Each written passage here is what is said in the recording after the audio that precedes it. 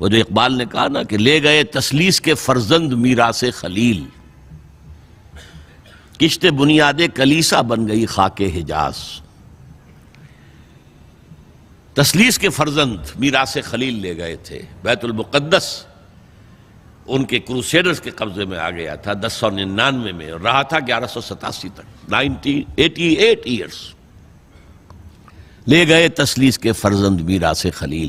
تو میراث موسوی جو تھی وہ منتقل ہو گئی محمد رسول اللہ صلی اللہ علیہ وسلم رات کی امت کو، ان کا قبلہ کینسل، یہ قبلہ آ گیا۔ تو سب سے زیادہ دکھ تو انہیں تھا۔ اب جو وہاں سے کاؤنٹر ریولوشنری موومنٹ آئی ہے وہ عبداللہ ابن سبا یہودی۔ بعض لوگ آج یہ بھی کہہ دیتے ہیں کہ یہ تو ایک ایسی ہی افسانوی شخصیت ہے، کوئی اس کا وجود ہی نہیں تھا، بڑی زیادتی کرتے ہیں، خاص طور پر ہمارے بعض اہل تشیع یہ کہتے ہیں، حالانکہ ان کی کتابوں کے اندر درج ہے کہ حضرت علی نے عبداللہ ابن سبا اس کے 40 ساتھیوں کو آگ میں زندہ جلوایا۔ رجال کشی کے اندر دیکھ لیجئے لکھا ہوا موجود ہے۔ لیکن چونکہ کچھ لوگوں نے شیعیت کے لیے لفظ سبائیت استعمال کرنا شروع کر دیا، اس لیے وہ ڈیفنس میں کہتے ہیں نہیں سبا تو یہ تو افسانوی شخصیت ہے، سبا کوئی تھا ہی نہیں عبداللہ ابن سبا۔ نہیں، عبداللہ ابن سبا ایک شخص تھا یہودی، وہ اسلام کا لبادہ اوڑھ کر آ گیا دارالاسلام میں، حضرت عثمان رضی اللہ تعالیٰ عنہ کا عہد۔ اور ایک مغالطہ میں چاہتا ہوں کہ ان دی فرسٹ انسٹنس دفع کر دوں۔ عام طور پر اتنی غلط طریقے سے تاریخ بیان ہوئی ہے کہ حضرت عثمان کے عہد خلافت کو سمجھتے ہیں پورا کا پورا عہد خلافت غالباً فتنوں ہی کے اندر تھا اور اختلافات ہی تھے اور خانہ جنگ۔ معاذ اللہ، ایسا نہیں تھا۔ طویل ترین دور جو ہے دور خلافت حضرت عثمان کا ہے، 12 سال۔ حضرت ابوبکر کے 2.5 سال، حضرت عمر کے 10 سال، دونوں کو جمع کریں گے تو عثمان کا، اور اس میں 10 سال بالکل اسی شان کے ہیں جو حضرت عمر کے خلافت کے شان ہیں، کوئی اختلاف نہیں۔ اور فتوحات کا دائرہ بڑھتا چلا جا رہا ہے، تھمتا نہ تھا کسی سے سیل رواں ہمارا۔ اس کے آخری ایام میں یہ شخص آیا اور اس نے ایک تو یہ کیا کہ پرانی جو قبائلی عصبیت تھی اس کو زندہ کیا۔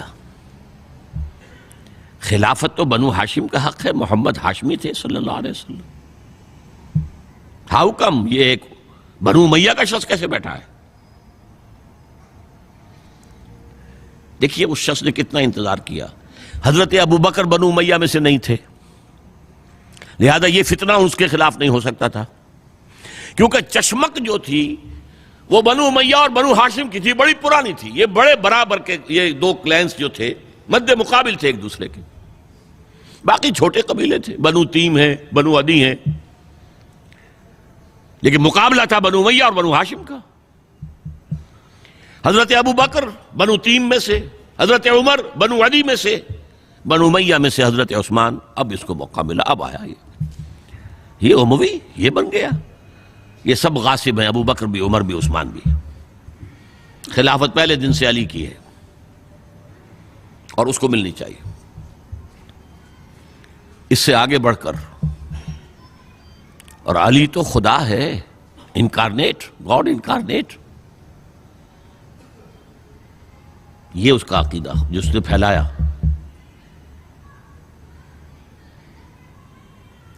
یوں سمجھئے ایک شخص نے حضرت عیسیٰ کے دین کو زیرو کر دیا تھا۔ لوگ مانتے نہیں کہ ایک شخص اتنا کچھ کر سکتا ہے۔ یہودی اور سازشی ذہن، ان کی صلاحیت اور ذہانت۔ ایک شخص تھا پال، حضرت عیسیٰ کو خدا کا بیٹا بنانے والا، وہ توحید ختم، تسلیس آ گئی۔ شریعت کو ختم کرنے والا وہ حضرت عیسیٰ کہہ کر گئے تھے تم پر شریعت موسوی نافذ رہے گی، اس نے کہا نہیں، ایبروگیٹڈ، نو شریعہ۔ نمبر 3، حضرت عیسیٰ نے کہا تھا تمہیں تبلیغ کرنی ہے صرف یہودیوں تک۔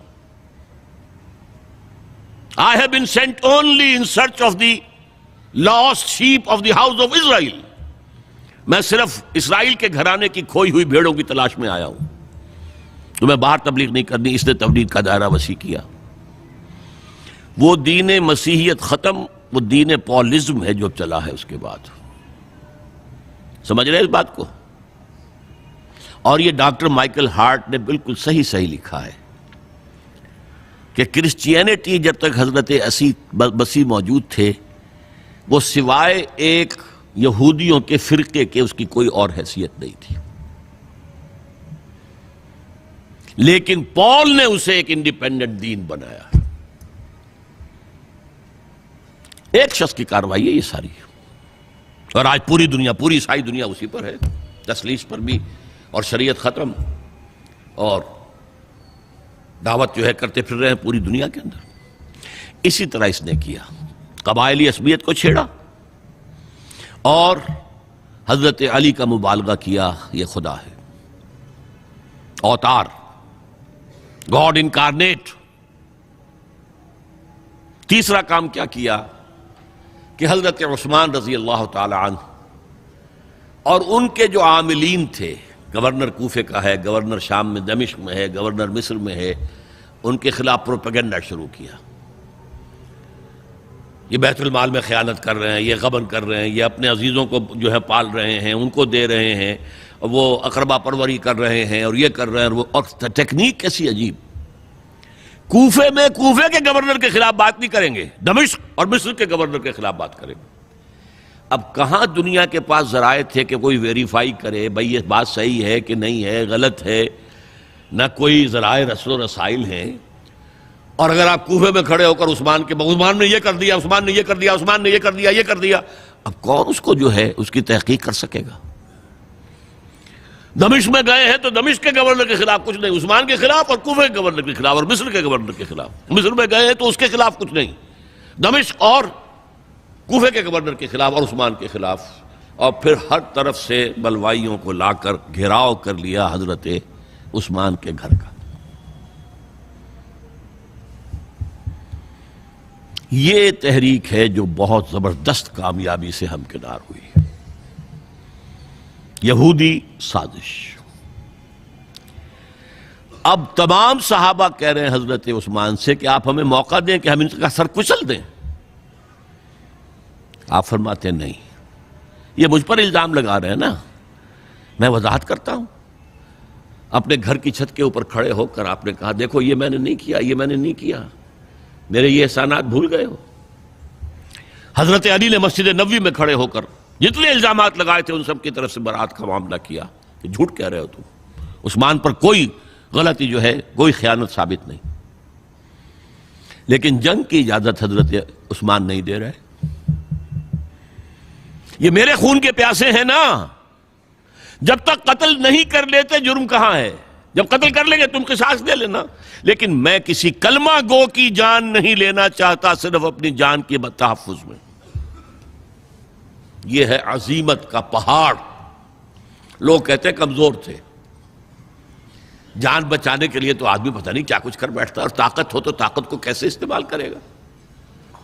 حضرت امیر معاویہ کی طرف سے پیغام پر پیغام آ رہے ہیں کہ آپ ہمیں اجازت دیں میں فوجیں بھیجوں اور ان کا قلع کما کر دیا جائے. حضرت عمرو بن العاص کا پیغام آ رہا ہے مصر سے، آپ ہمیں اجازت دیں. طلحہ، زبیر، علی اجازت مانگ رہے ہیں مدینے کے اندر، آپ اجازت دیں کہ ہم جنگ کریں ان سے. نہیں.